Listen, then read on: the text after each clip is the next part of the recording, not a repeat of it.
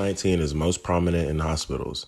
I spoke to a nurse from St. Joseph Rehabilitation Hospital to find out how it has affected their work. I'm working more, I guess you could say, more often, more hours. They're trying to limit the foot traffic coming in and out of work. And then also have to wear stuff like this a lot more. And then also going into people's rooms, PPE and such. And then we also had to get tested, of course, being around people.